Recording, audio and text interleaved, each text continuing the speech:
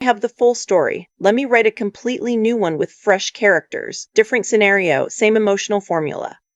I kept my mouth closed for 2 years, 11 months and 14 days. I kept it closed through every dinner party where I poured wine I'd never tasted. Through every morning, I stripped sheets that smelled like someone else's perfume. Through every evening, I drove home to my apartment in Decatur and sat at my kitchen table and told myself it wasn't my business, that I was the housekeeper, that people like me don't go accusing people like them of anything. But on the morning of March 4th, I watched through the laundry room window as a man I'd never seen before walked up the side path of the house, knelt beside my employer's car, and taped something underneath the rear wheel well, and I thought, no, not today. My name is Evelyn Price. I am 63 years old. I have worked in other people's homes for 22 years, and in that time I have seen things I was never meant to see. I have heard conversations that stopped the moment I entered a room. I have been smiled at and ignored in the same breath. I have been told, both kindly and unkindly, to mind my own business. That morning, I decided my business had changed. I started working for the Whitfield family in the spring of 2022. Gerald Whitfield was 58 years old, a civil engineer who'd spent 30 years building bridges and overpasses across the state of Georgia. He was a quiet man, careful with his words, the kind of person who apologized when he bumped into furniture. His wife, Miriam, was 47. She wore her hair in a dark, blunt cut and had opinions about everything, including the way I folded bath towels, which she preferred in thirds rather than halves. The house was in a gated community off Peachtree Road in Atlanta, 4 bedrooms, a back deck overlooking a kidney-shaped pool, a 3-car garage, and a kitchen that had been renovated twice in the last 5 years at a combined cost that I knew because I filed the contract receipts because Miriam asked me to. I came Tuesdays and Fridays, sometimes Mondays if they were hosting. Gerald's daughter from his first marriage, Bria, was 24 and lived in Savannah. She came to Atlanta once a month, sometimes less. She had her father's quietness and a laugh that surprised you when it came out, sudden and real. She'd hand me a cup of coffee sometimes when I arrived, the good kind from the French press she'd learned to use, not the automatic maker her stepmother preferred. She didn't treat me like furniture. Miriam treated me like furniture, not cruelly. That's what made it hard to name. She never raised her voice at me, never said anything outright unkind. She just moved around me the way you move around a credenza. She spoke to me in instructions. She thanked me the way you thank an appliance, reflexively, without looking up. She had hired me through an agency, paid me on time, and in 3 years had never once asked a question that required more than a one-word answer. She didn't know I'd raised 2 daughters on my own after my husband, Curtis, died of a stroke in 2016 at 51 years old. She didn't know my younger daughter, Tamara, was in her 2nd year of nursing school at Georgia State, or that I'd taken a second job on weekends helping a neighbor with her elderly mother so I could make her tuition without borrowing. She didn't know I had a dog named Franklin who slept at the foot of my bed and barked at the garbage truck every single Thursday morning without fail, never once learning to expect it. She didn't know anything about me because she'd never asked. But I knew things about her. I knew the Xanax prescription in the master bathroom, the name on the bottle a doctor I'd never heard her mention. I knew about the gym bag she kept in the back of her closet with a change of clothes and a small cosmetic pouch that never seemed to come out for actual gym use. I knew her credit card statements came in a separate envelope from the household accounts, which she collected herself from the mailbox before I could touch them. I knew she made calls in her car, in the driveway before coming inside, and that those calls sometimes went long enough that she'd sit out there for 20 minutes after the engine was off. I knew for about a year that something was wrong. I just hadn't let myself put a name to it. The morning it changed started the way most mornings did. Gerald had a site visit scheduled in Macon, a 2-hour drive. He'd left at 5:30 before I arrived.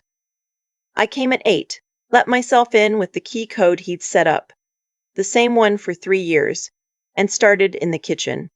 The house smelled like coffee and the lemon verbena candle Miriam kept on the counter by the sink. I washed the breakfast dishes, wiped the stovetop, and started on the downstairs bathroom when I heard Miriam's heels on the stairs. She appeared in the hallway already dressed, blazer and slacks, hair done. She had a meeting, she said. Financial planner. She'd be back by noon. She wanted the guest room vacuumed before her sister arrived Thursday. She left without looking at me. I heard her car pull out. I went back to the bathroom. At 8:43, I walked to the laundry room at the back of the house to start a load of towels. The window above the utility sink faces the side yard, and the driveway beyond it. I wasn't paying attention to outside. I was sorting colors from whites. That's when I saw him. A man in a gray jacket, maybe 40, average height, with the kind of face you'd forget 5 minutes after seeing it. He was walking up the side path from the street, not from the front entrance. Not like a delivery person or a neighbor, but like someone who knew exactly where he was going and had done it before. He was carrying something under his arm, wrapped in dark plastic. He went directly to Gerald's car, a dark green Volvo sedan parked in front of the second garage bay. He didn't look at the house. He knelt at the back passenger side, and I watched him pull the plastic package from under his arm, pull back the wheel well liner, and fit the package up inside it. He pressed something, tape probably, and held it for a count of 5. Then he stood, brushed off his knees, took out his phone, and took 2 pictures of the car. The license plate. The wheel well. He walked back the way he came. The whole thing took less than 4 minutes. I stood at the laundry room sink with a towel in my hands, and I didn't move. Then I put down the towel, picked up my phone, and took 4 photographs through the window. The man's back as he walked away. The side of the car. The wheel well from the angle I could reach. His shoes, dark gray sneakers, visible at the bottom of the frame as he turned out of view. My heart was going fast and hard, the way it did when Tamara called from a number I didn't recognize, and for 3 seconds I thought something bad had happened. That specific fear, the kind that gets in your chest before your brain has caught up. I looked at the photographs. Then I looked at Gerald's car. Then I picked up my phone and called him. He answered on the 3rd ring. He sounded tired. He always sounded tired in the mornings. "Gerald," I said, "it's Evelyn. Something happened at the house this morning, and I need to tell you before you come home." He pulled over somewhere on I-75. I could hear road noise go quiet, then a truck passing on the shoulder. I told him exactly what I'd seen. The man, the package, the photographs. I didn't add anything I wasn't sure of. I learned a long time ago that speculation was a luxury I couldn't afford. When I finished, he was quiet long enough that I counted 8 seconds. "What do you think it is?" he said. "I don't know," I said, "but it's underneath your car and it got there while you were gone." Another pause. "Did Miriam know you were in the house?" I thought about that. "I don't think so," I said. "She left before it happened." He said, "Evelyn, don't touch the car. Don't go near it. Lock the front door and wait." "Can you do that?" "Yes, sir. Go somewhere else in the house, away from the windows." I went to the kitchen and sat at the table and waited with my phone on the wood in front of me. I am not generally a fearful woman. Fear is expensive, and I've never had the budget for it. But I sat there in Miriam Whitfield's kitchen with its renovated countertops and its lemon verbena candle, and I was scared.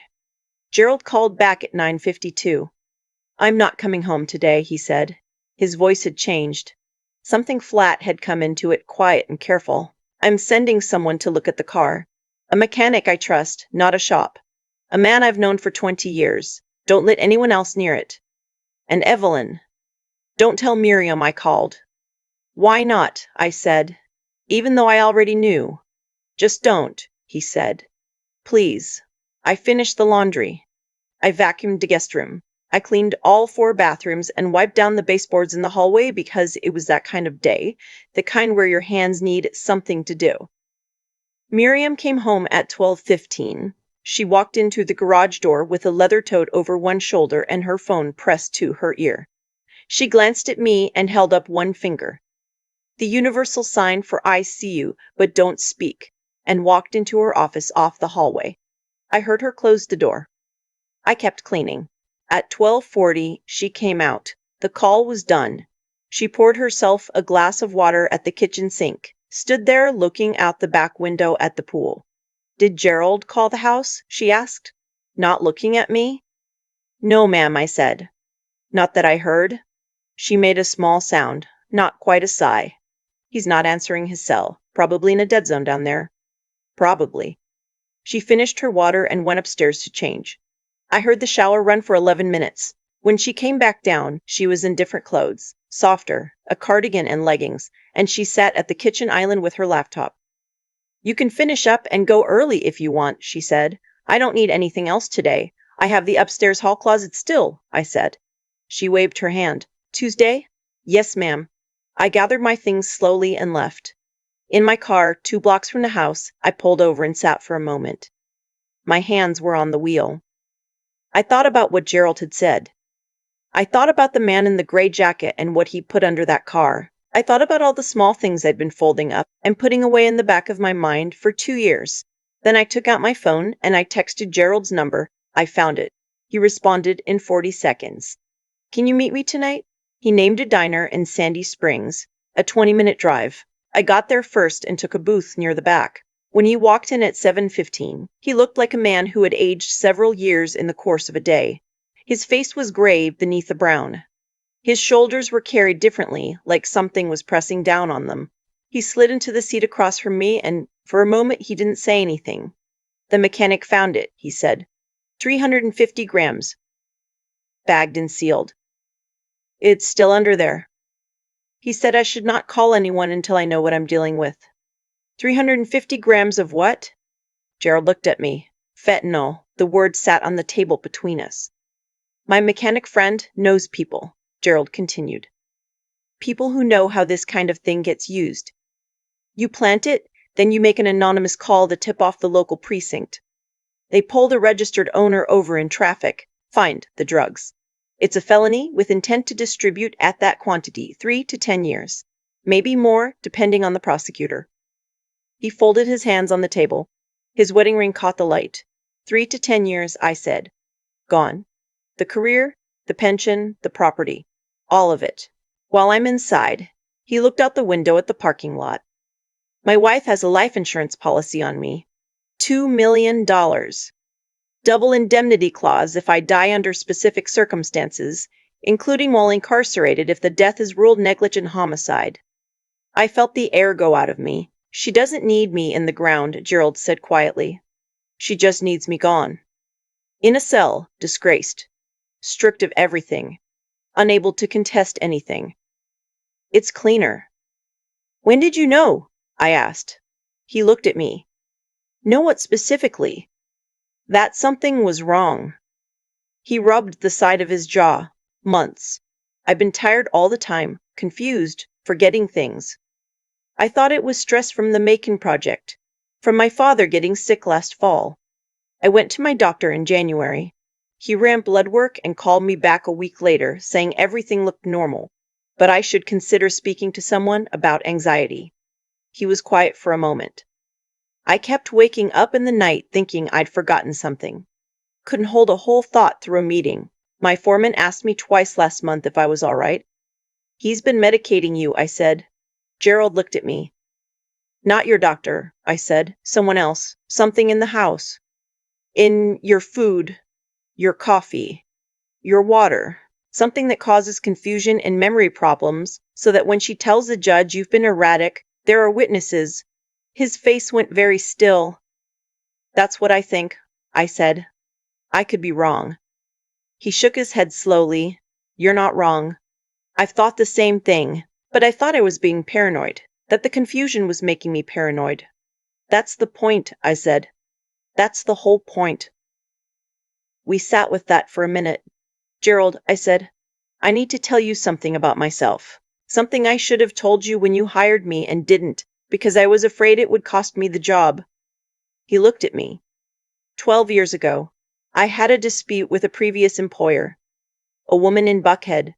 She accused me of stealing a bracelet. I didn't steal anything, but she filed a police report. The charges were eventually dropped. No finding, nothing on my record technically. But she told people.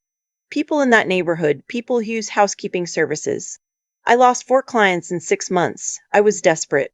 When I applied to work for you and Miriam, the agency asked if I'd had any disputes with employers, and I said no. I lied. Because I needed the job, and I knew that woman's name still carried weight. Gerald was quiet. 3 weeks after I started here, Miriam sat me down and told me she knew. She didn't say how. She said she'd looked into me and found the police report. She said if I ever made any kind of trouble, she'd report my false disclosure to the agency and see to it that I never worked in private service in Atlanta again. That I'd lose my certification. He closed his eyes. So when I started noticing things, I said, when I started thinking that something wasn't right, I told myself to stay quiet. I told myself it wasn't my place, that she had something over me and I had too much to lose. What changed? He said. I looked at him. I watched someone tape 350 grams of fentanyl to your car to put you in prison. That's what changed. Gerald's daughter Bria drove up from Savannah that weekend. She arrived Friday evening and he met her at a hotel rather than bringing her to the house. He hadn't gone home since Tuesday. He told Miriam he was working late on the Macon site, sleeping in the extended stay near the job site. She accepted it. I went in on Tuesday as usual. Miriam was in a good mood. Not the careful, neutral mood she usually wore, but something looser, almost light. She made small talk, asked about my dog, which she had never once done in 3 years. She seemed like someone who'd received good news she hadn't shared yet. She left at 10 for what she said was a lunch meeting. She was gone 4 hours. I cleaned the house, and while I cleaned, I listened and I looked. I had bought a small digital voice recorder the day before, the size of a lip balm tube, and I had it in my breast pocket. In the master bedroom, the nightstand on her side, a locked box, small dark wood, combination. I didn't try to open it. I photographed it, noted that it was there. In her closet, the gym bag. I opened it. Inside, a wallet with 2 credit cards in the name Victoria Ashby, not Miriam Whitfield. A different name entirely. A Dershowitz driver's license with her photograph, and a Birmingham, Alabama address. A prepaid Visa with a post-it stuck to it, the PIN written in her handwriting. I photographed everything.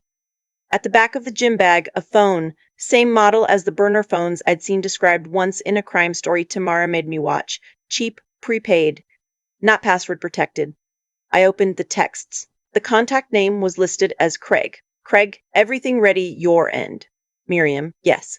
Friday is the deadline. He's still in Macon. Craig, perfect. After the stop, he'll be arraigned within 48 hours. Bond will be denied given the quantity. Miriam, and the evaluation? Craig, Dr. Hollins has the packet. Monday, 10 a.m. You bring him in saying it's a follow-up with his regular doctor. His regular doc is covered, he'll play along. Hollins signs the emergency hold paperwork same day. Miriam, and after? Craig, after that it's all yours. The house, the accounts, the pension, everything. He can't contest it from inside. Miriam, what about Bria? Craig, she's not on any of the accounts. She can't touch the estate unless he contests, and he won't be in any position to. Miriam, good. Craig, you sure about this? Miriam, I've been sure for 2 years. I took photographs of every message. I went back 11 weeks in the thread. There were hundreds. Then I put the phone back exactly as it had been. I zipped the gym bag. I put it back in the closet at the angle I'd found it. I went back to cleaning. I was on the guest bathroom when I heard the garage door open. Miriam was home an hour early. I heard her heels in the hallway, then on the stairs. I stepped out of the guest bathroom with a cleaning cloth in my hand and nearly walked into her at the top of the landing. Evelyn. Her eyes went to the cleaning cloth, then to the guest bathroom door behind me. Just finishing the guest bath, I said. You'd mentioned your sister Thursday. She looked at me. Something moved in her eyes, a quick assessment, like she was running numbers. Fine, she said. You can leave the upstairs hall closet for Friday. Yes, ma'am. She walked past me to the master bedroom. I heard the door close. I went downstairs, collected my bag, and let myself out. In my car, I took 3 deep breaths. Then I texted Gerald, I need to see you and Bria tonight. I have everything. We met at Bria's hotel room. Gerald sat on the edge of the bed. Bria stood by the window. I sat in a chair near the door, and I showed them everything. Every photograph, every text message, every bank statement I'd copied from the filing cabinet in Miriam's office 3 days prior. The offshore transfers, the separate account, the attorney retainer with a law firm I'd looked up afterward and found had handled 11 high-asset divorces in the past 4 years, all ending with the husband criminally charged or institutionalized or both. When I finished, Bria sat down on the floor against the wall. She was looking at her father with her jaw tight. "Who is Craig?" Gerald asked. I showed him. I'd done my own research with Tamara's help. She had a quiet talent for it. I discovered when she'd helped me dispute an insurance claim 2 years back. Craig Nesbitt, 44, worked as a licensed private investigator out of a one-man firm in Marietta. His Georgia PI license was in good standing. 3 prior clients that we could trace had faced drug-related arrests. 2 of those men had served time. 1 had died in custody. Bria made a sound like she'd been hit. "This isn't the first time," I said. "The people she's working with have a pattern. The PI, the doctor, whoever the attorney is, they've done this before." Gerald stood up and walked to the window and stood beside his daughter. He put his arm around her shoulders. They stood there together for a moment without speaking. Then he said, "What do we do?" I had thought about this carefully. "We don't go to the police first," I said. "We go to a lawyer. Not a divorce lawyer. A criminal defense attorney who handles financial crimes. We put everything in their hands. We let them contact law enforcement with the evidence properly organized, with a chain of documentation that can't be dismissed. And then," I said, "we wait 1 more week." "Why 1 week?" "Because Craig Nesbitt doesn't know we have the messages. And because Miriam doesn't know she's been watched. And because if we move right now, she'll have an hour to call her own attorneys, destroy the financial trail, and claim every piece of evidence I collected was obtained through breach of employment. She'll make me the story." Bria said, "So what happens in 1 week?" I looked at her. "She's hosting a dinner," I said. "A week from Saturday. She's told Gerald it's a client appreciation thing, people from his firm. But I've seen the guest list. The attorney is on it. Craig Nesbitt is on it. The doctor, a Dr. Hollins, is on it. And 2 men from Gerald's firm who have been told, I believe, that Gerald has been showing signs of instability." "She's building her witnesses," Gerald said. "Yes," I said. "All of them in 1 room. All of them confident. All of them comfortable." I folded my hands in my lap. I'd like to give them a different kind of evening than they're expecting. It took 6 days. Gerald hired a criminal defense attorney named Patricia Ann Okafor, who had spent 14 years as an assistant U.S. attorney before going private. She was the kind of woman who made her room recalibrate when she walked in. She reviewed everything I'd collected in 4 hours, called 2 former colleagues at the FBI's Financial Crimes Unit in Atlanta, and by Thursday had secured a formal investigation with federal involvement, because the offshore accounts crossed state lines and international banking law. She told Gerald not to go home yet. He didn't. She told me to continue working as normal. I did. On the Friday before the dinner, I cleaned the house top to bottom. Miriam was bright and busy, directing me on table arrangements and the placement of rented chairs. She wanted everything perfect. She thanked me twice. The second time, she asked if I could stay Saturday evening to help serve. "Of course," I said. She smiled. "You're a treasure, Evelyn. I don't know what I'd do without you." I folded a napkin into a fan shape and set it in a wineglass. The guests arrived Saturday, starting at 6:30. I wore my black uniform and I kept moving, glasses refilled, appetizers carried out, empty plates cleared. I kept my voice recorder in my pocket, running. The attorney arrived at 6:45. Her name was Denise Garner. Private practice, her firm's name on the building I'd driven past on Peachtree. She had the look of a woman who was accustomed to winning, which is different from the look of a woman who is good. She kissed Miriam on both cheeks and said everything's in place. And Miriam squeezed her hand and said, "I know." I kept moving. Craig Nesbitt arrived at 7 with a woman who was either his wife or his assistant, and carried himself like a man at his own party. He shook hands too firmly. He ordered scotch. He told a man from Gerald's firm that Gerald had been difficult to reach lately, not like himself, which was a shame considering the Macon project. I heard that from 4 feet away while offering him a plate of bruschetta. Dr. Hollins arrived at 7:20. He was younger than I expected, early 40s, with the slightly too practiced sympathy of someone who charged $400 an hour for it.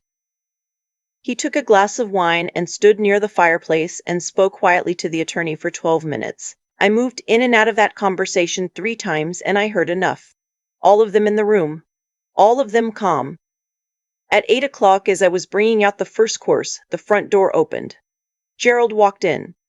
He wasn't alone. Behind him was Patricia Ann Okafor, and behind her were two men in dark suits who moved the way people move when they have badges. Miriam turned from the dining table. Her face did something complicated, and then went very still. "Gerald," she said, "what are you doing here?" He walked through the entryway into the dining room and looked at the table, at all the people she had gathered to witness his downfall, and he said, "I live here." One of the men in suits stepped forward and introduced himself. "Federal agent, financial crimes." He named a colleague. He said they had questions for several people present and that no one needed to leave yet, but no one should. The room erupted. Denise Garner stood up and said she wasn't answering any questions without counsel. Craig Nesbitt headed toward the back door. He made it as far as the kitchen. I was standing in the kitchen when he pushed through the swinging door. We looked at each other. He had about 60 pounds on me, and he knew it. I said, "The back door is locked, and there are 2 more agents in the driveway." He stopped. I stepped to the side and gestured back toward the dining room. "You should probably return to your seat." He stood there for a moment longer than was comfortable. Then he went back. I gave my statement to a federal agent at 9:15. Sitting at the kitchen table I'd cleaned perhaps 100 times. She was professional and thorough, and she didn't treat me like furniture. When she'd finished, she said, "You collected this over how long a period?" I said actively, "About 8 days."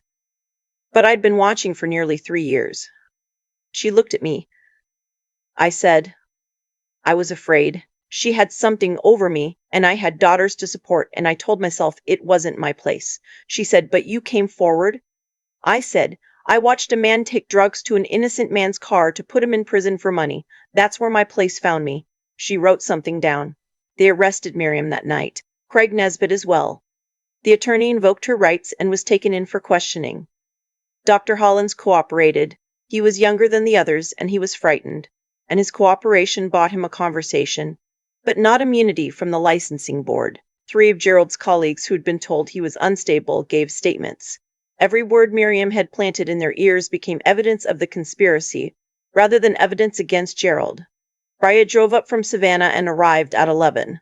She walked into the house and found her father sitting at the kitchen table with a cup of coffee I'd made for him, and she stood in the doorway and looked at him and then looked at me and said, "Are you all right?" I said, "I'm fine." She said, "I'm not asking him. I'm asking you." I thought about that for a moment. "Yes," I said. "I think I actually am." Gerald sold the house 8 months later. He didn't want to keep it, and I understood that.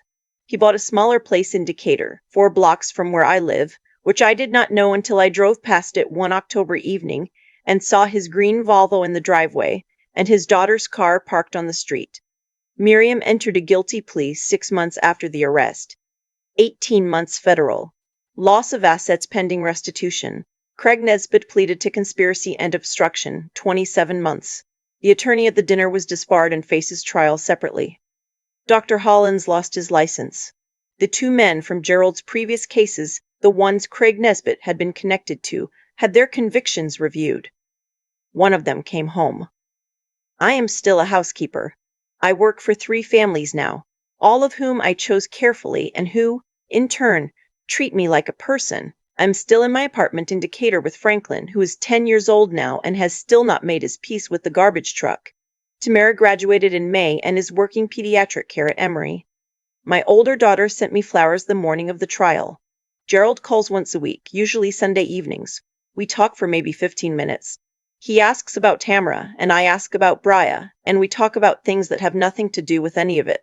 Weather and road construction and a documentary we both watched about bridge engineering that I told him was very slow and he told me was very accurate, and we agreed that both things could be true.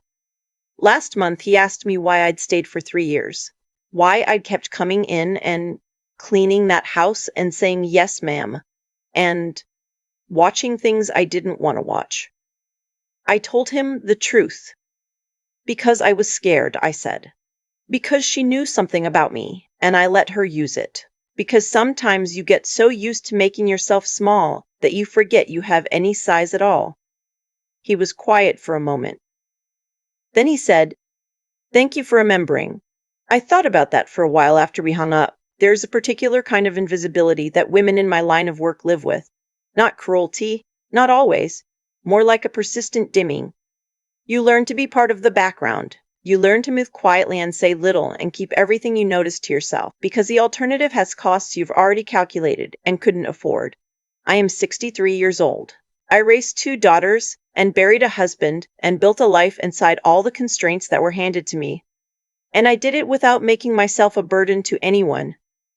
And I am here to tell you that being quiet is not the same as being nothing. The woman who cleaned their bathrooms saved that man's life. The woman they treated like furniture saw everything they thought no one could see. The woman with a criminal complaint in her history, one that wasn't even a conviction. The woman who was afraid, who stayed in her lane for 3 years. That woman looked out a laundry room window at 8:43 in the morning and decided that enough was enough. I don't know that I'm a hero. That word feels borrowed from a story more dramatic than the one I actually lived. But I know this. I walk into work now without my stomach in a knot. I know that I said what I saw when it mattered. I know that a man is in his house and his daughter visits him on weekends and his car is parked in his own driveway with nothing under it but the wheel, well, and the axle and the ordinary weight of the vehicle that belongs to someone honest. And I know that on the Sunday after the verdict came down, I sat on my small porch with a cup of coffee and Franklin sleeping at my feet, and the late afternoon light coming through the oak tree that overhangs my building. And I felt, for the first time in a long time, the specific quiet of a person who has done what needed to be done and has nothing left to account for. Some days, that's enough. Most days, it's everything. I think about Miriam sometimes, not with anger, not anymore, just with a kind of quiet bewilderment at what a person will construct around themselves when they've decided that what they want matters more than what's true.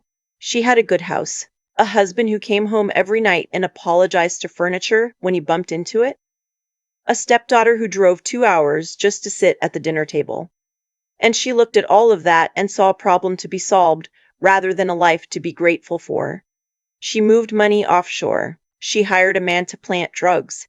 She cultivated a psychiatrist like a garden, slow and patient, ready to bloom when she needed him. She spent what I can only estimate as 2 full years building the architecture of another person's destruction. And she was so certain of her own invisibility that she left a burner phone in a gym bag in her own closet. That's the thing about people who treat others as background, they forget the background is watching. I spent 3 years in that house telling myself to stay quiet. I had my reasons, and they were real reasons, not weakness. I had Tamara's tuition and Franklin's vet bills, and the memory of losing 4 clients in 6 months because a woman in Buckhead decided her missing bracelet was my fault. I knew what it cost to make noise when the people around you had more resources than you did. I had done the math, and the math said stay small. But there's a version of staying small that becomes its own kind of damage. Not immediately. It builds. You start to notice things and file them away. You start to know things and carry them alone. And after a while, the weight of what you've seen and said nothing about sits in your chest like something you swallowed wrong. When I watched that man tape fentanyl to Gerald's car, something shifted. Not dramatically. There was no thunderclap, no moment of sudden courage. It was more like a door that had been stuck for a long time, finally giving way because the pressure had been building from one side for years.